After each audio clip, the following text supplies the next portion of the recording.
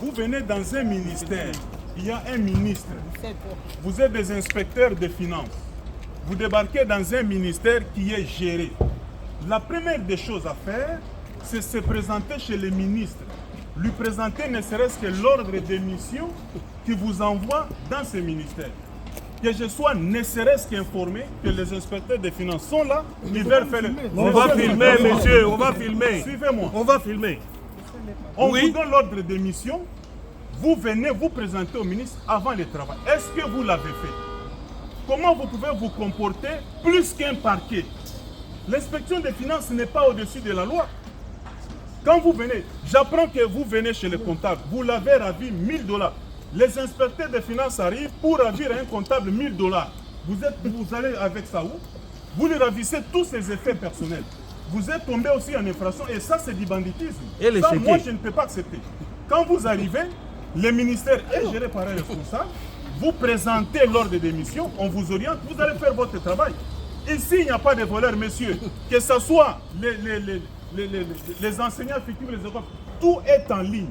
Alors quand vous venez, sauf si vous avez une autre intention, et je suis informé, là on vous a utilisé, je vous dis mes chers frères, vous êtes en train d'exécuter une sale besogne.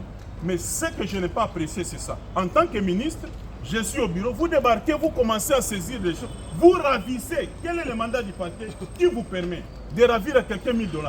Est-ce que Jules Alinguet vous a demandé d'aller ravir un comptable 1000 $ à main? Si vous avez besoin d'argent, demandez. Les effets personnels, vous confisquez, vous demandez à un service, pour qu'il y ait dépenses, il faut votre autorisation. Est-ce qu'il y a un problème? Dites-moi un peu. Là, il y a un problème. Un inspecteur des finances n'est pas aussi au-dessus de la loi.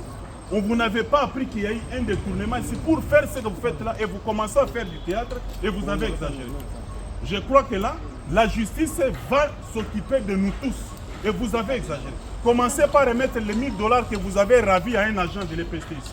Si on vous a envoyé dans la mission, moi je ne suis pas informé, vous ne m'avez pas vu, donc je ne représente rien pour vous à l'inspection des finances et ça c'est de la mauvaise foi. Commencez par remettre les 1000 $ que vous avez pris chez un agent et là je vais aussi appeler la justice. Ça va se passer comme ça. Et ça je ne peux pas tolérer. Et les chéquiers du comptable, ils ont eu même les chéquiers. Vous allez parler comment, monsieur? Est-ce que vous savez qu'il y a un ministre à la tête du ministère de l'EPST? Lui nous dit qu'il dépend de la présidence. Vous avez parlé quand même. Je ne suis pas votre ami. Suivez-moi, monsieur. Suivez-moi, monsieur. J'ai dit ici, le parquet va vous prendre aussi. Vous n'êtes pas au-dessus de la loi. Oui. Vous avez ravi des effets personnels des gens et ce n'est pas normal. Vous n'êtes pas au-dessus de la loi.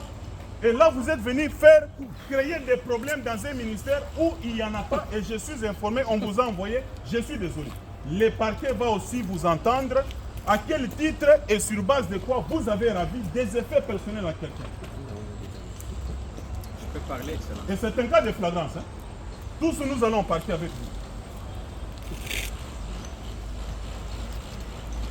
Quand il dit nous sommes des fonctionnaires, vous entrez dans un bureau comptable sans que vous puissiez passer aux autorités hiérarchiques du ministère.